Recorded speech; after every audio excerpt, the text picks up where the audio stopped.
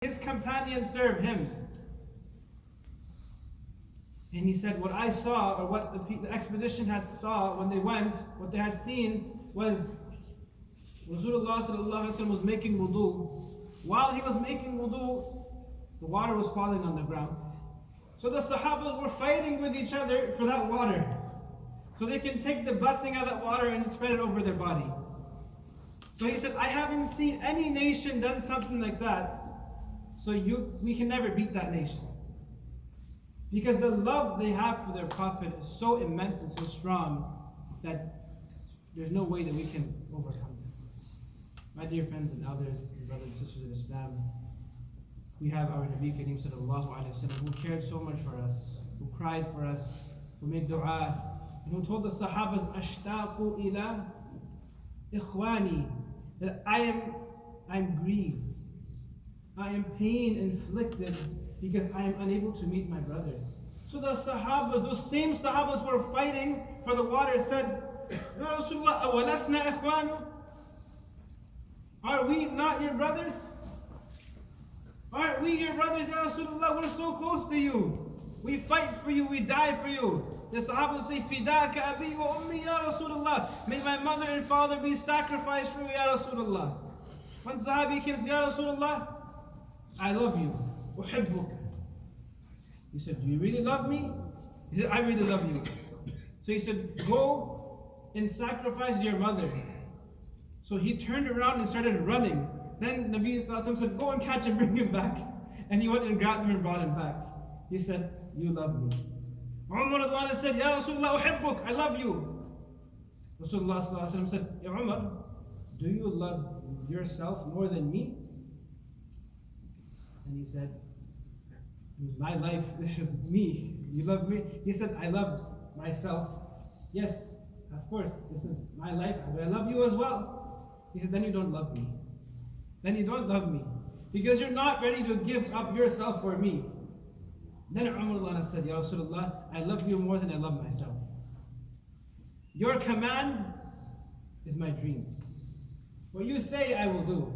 So Rasulullah said, Al-an tuhibbani. Now you love me. So the Sahabas, they love them so much. And Rasulullah sallallahu alaihi wasallam is telling them that, I'm sorry, but you're not my brothers. You are not my brothers. So the Sahaba said, then who are your brothers then? He said, you are antum ashabi. You are my companions. You are with me.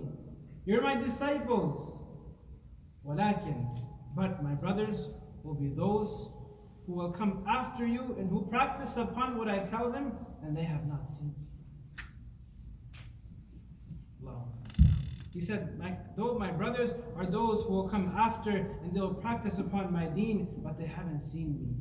Then he said in another narration, طُوبَى سَبْعَ مِرَارًا لِمَنْ يَرَانِي وَآمَنَ بِي وَطُوبَى سَبْعِينَ مِرَارًا لِمَنْ لَمْ يَرَانِي وَآمَنَ بِي. That glad tidings to that person 7 times who has seen me and who has believed in me. But glad tidings to that person 70 times who has not seen me and who has believed in me. My dear friends and others, our Nabi sallallahu alaihi wasallam loved us so much with all of his heart. And what can we do now? What can we do as Muslims, as being from the Ummah of Rasulullah sallallahu alaihi wasallam? What can we do to show gratification?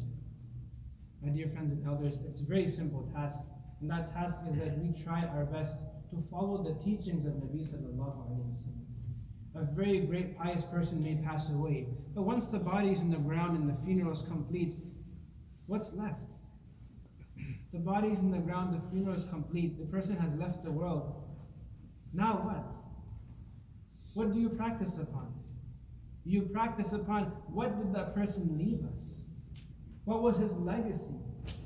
What did he leave us so we can follow, that we can emulate, that we can prosper from, that we can learn from?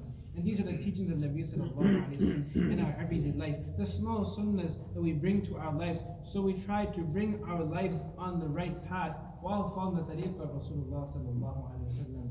And a small example is we're going to leave, and I'll conclude with this. Many of us have bought food, have bought biryani, kebab, and fried chicken, and many of us perhaps may buy some fried chicken on our way out. When we sit down to eat our food, how will I eat my food? How will I show my love to Rasulullah sallallahu alaihi wasallam, to Allah Rabbul Izzah? Is when I go and eat the food, I'll begin with Bismillahi wa ala barakatillah. When I eat, I'll eat with my right hand. It's sunnah to eat with your fingers. I will eat with my fingers. I may have to wash my hands. I may get my hands dirty. But I may make Allah and Rasul more beloved to me that at least I tried. I got my hands dirty, but I ate with my fingers because, oh Nabi of Allah, you said there's barakah in eating in your fingers, so I followed your deen. I began to eat with my fingers. I said Bismillah. When I finished, I closed my. I ate from whatever was in front of me. I didn't eat from the middle. I only ate 1/3. When I was full, I left the food. If there was somebody around me, I shared my food. This is following the sunnah of Rasulullah sallallahu alaihi wasallam. When I left, when I put my shoes on, how did I put my shoes on? Did I put my left foot on first, or did I put my right foot on first? I'm in a rush, but do I follow Nabi sallallahu alaihi wasallam? Do I practice upon hijab when I leave the masjid, or my hijab? I know this show or this film or this movie is not appropriate. Do I watch it or do I not watch it? If my Rasul was beside me, if he was with me, would he be okay with me watching this? If yes, fine, watch it. If not, then I should stay away from it. We know our kids are watching things nowadays. We have, alhamdulillah, many kids come for the evening Quran class and they say, we watched this movie. And I say, your parents allowed you to watch this movie? They usually know it's not rated for kids. They're 9 or 10 years old. I said, you're 9 and 10, but you're watching this movie. It's rated R, it's rated, etc., etc. I said, how can you watch it? They said, well, if there was any inappropriate scene, we just close our eyes. I said, well, when the kid knows not to close his eyes, then what do you do? When you're not there watching the child and you don't close his eyes, then what? It's to stay away from something completely. This is following the sunnah of Rasulullah sallallahu alaihi wasallam. Something is inappropriate, I know I shouldn't be watching it. I know I shouldn't let my kids. The video games they're playing, what kind of video games are they playing? It is something that is close to our deen. If it's a shooting game, so many killings that happen every month. We hear on the news, this many people died, this many people got massacred, this many killing, this shooting, that shooting, university shooting, theater shooting, etc., etc. Why? Harms of video games. It's been proven. They're playing so many shooting games. Have I stopped my kids from playing shooting games? Are they still playing? Have I at least tried? They know this is going to be fine, but have I at least sent a message to them? Have I at least tried? Who bought the games? Whose money did it come from? My hard-earned money. If I paid for it, then I'm the culprit then. No matter how they play it, because I purchased it and I gave it to them. So inevitably, it came back to us. My dear friends and brothers and elders and sisters in Islam, this is the way how we can practice upon the sunnah of Rasulullah sallallahu alaihi wasallam. And when we do, we will be blessed with those, inshaAllah, on the day of judgment, when Nabi sallallahu alaihi wasallam will be waiting by Hawd al-Kawthar, by the river of Kawthar, and he'll be feeding us water with his hands. And those who practice upon his deen, he will feed them. And he will give water right to their hands, and they'll quench their thirst. And then there will be some people who will be walking there, and he will pick up the glass and the cup to give it to them, and he will be ordered not to give them anything to drink. And then Rasulullah will complain to Allah, Ya Rasulullah, why can't I give him? He's from my ummah. He's from my nation. Why can't I feed him for? Allah will say, you don't know what he did after you passed away. You haven't seen what he had done. I have seen what he had done. So he doesn't get anything to drink.